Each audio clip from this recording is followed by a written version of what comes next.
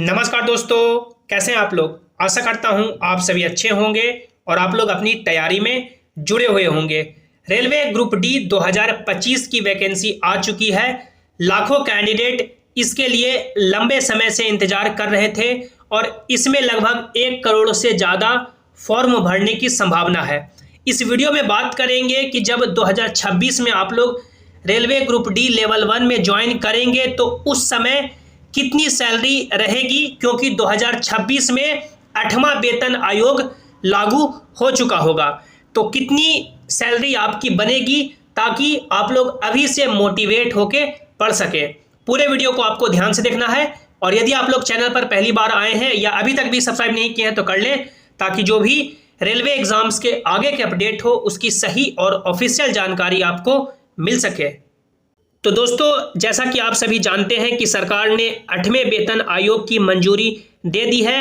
8वां वेतन आयोग की जो सिफारिश है वो 2026 में लागू होगी। अभी जो मिनिमम बेसिक पे है लेवल 1 का, अभी जो लेवल 1 का मिनिमम बेसिक पे है वो आपका 18,000 है। तो ये 18,000 लेवल 1 ग्रुप डी के लिए मिनिमम बेसिक पे है। तो ये 18,000 बेसिक पे कितना में कन्वर्ट हो जाएगा, फिटमेंट फैक्टर क्या रहेगा, इसके लिए आप लोग यहाँ पे देख सकते हैं न्यूज़ आर्टिकल में बताया गया है कि 8वां वेतन आयोग में कितना सैलरी आपका बढ़ेगा और फिटमेंट फैक्टर क्या रहेगा।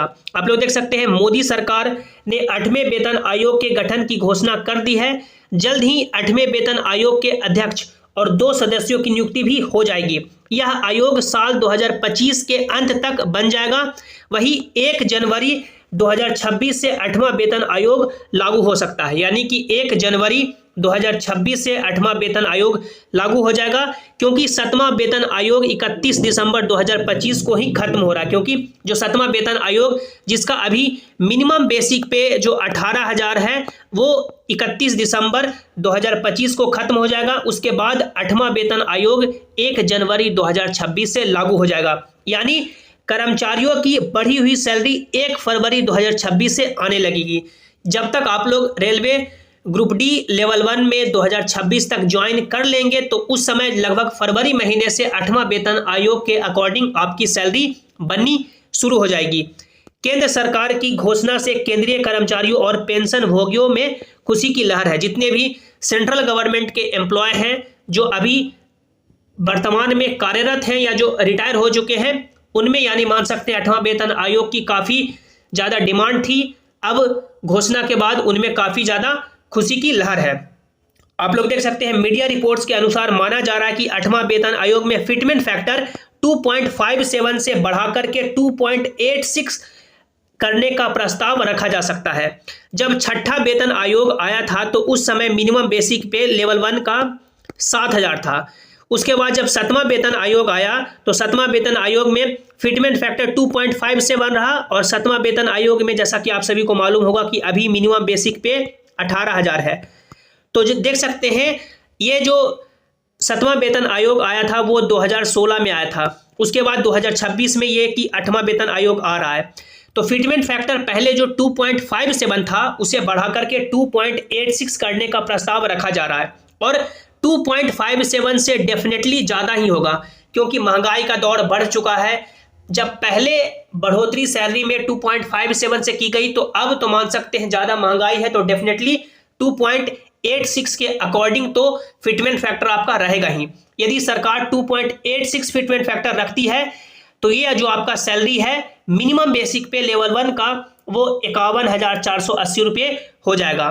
तो ये सबसे बड़ा इंपॉर्टेंट अपडेट है कि आपका 2.86 फिटमेंट फैक्टर रहने की उम्मीद है और मिनिमम बेसिक पे 51,480 रुपये हो जाएगा।